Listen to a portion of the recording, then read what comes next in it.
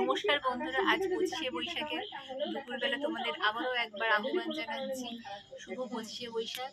আর আজকে একটি সতী নাটক তোমাদের উপস্থাপন করব, ডাকঘরের একটি পার্ট। তো রবীন্দ্রনাথ ঠাকুর তো অনেক প্রতিভার অধিকারী ছিলেন, তো আমরা তো তার কাছে নগণ্য। তো আমি সতী নাটক তোমাদের শুরু করছি, সেটা তোমাদের কাছে আশা করি খুব ভালো লাগবে। শুরু করলাম। অমল ও দইওয়ালা। দইওয়ালা, দই দই ভালো দই। অমল, দইওয়ালা ও দইওয়ালা। দইওয়ালা, দইওয়ালা, ডাকছো কেন? দই কিনবে? অমল, কেমন করে কিনবো? আমার তো পয়সা নেই। দইওয়ালা, কেমন ছেলে তুমি, কিনবে না তো আমার বেলা বইয়ে দাও কেন? অমল, আমি যদি তোমার সঙ্গে চলে যেতে পারতুম তো যেতুম। দইওয়ালা, আমার সঙ্গে? অমল, হ্যাঁ, তুমি যে কত দূর থেকে হাঁটতে হাঁটতে চলে যাচ্ছ শুনে আমার মন কেমন করছে। দইওয়ালা, বাবা তুমি এখানে বসে কি করছো? অমল, কবিরাজ আমাকে বেরোতে বারণ করেছে, তাই আমি সারাদিন এখানেই বসে থাকি। দইওয়ালা, আহা বাছা, তোমার কি হয়েছে?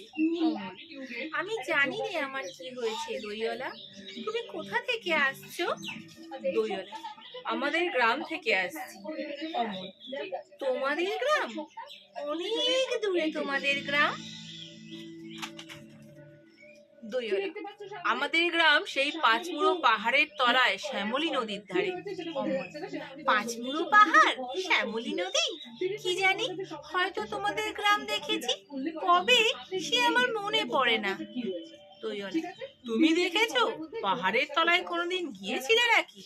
অমল, না, কোনোদিন যাইনি, কিন্তু আমার মনে হয় যেন আমি দেখেছি।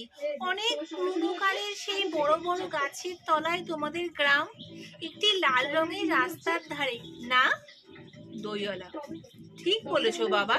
অমল, সেখানে পাহাড়ের গায়ে সব গরু চড়ে বেড়াচ্ছে।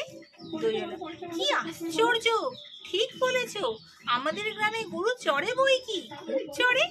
অমল, মেয়েরা সব নদী থেকে জল তুলে মাথায় কলসি করে নিয়ে যায়, তাদের লাল শাড়ি পরা।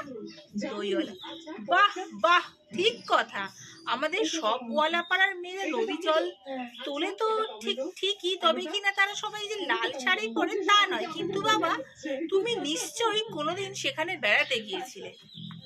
অমল, বলছি দইওয়ালা, আমি একদিনও যাইনি। কবিরাজ যেদিন আমাকে বাইরে বেরোতে বলবে সেদিন তুমি নিয়ে যাবে তোমাদের গ্রামে। দইওয়ালা, যাবো বই কি বাবা, খুব নিয়ে যাব। অমল, আমাকে তোমার মতো ওইরকম দই বেচতে শিখিয়ে দিও, ওইরকম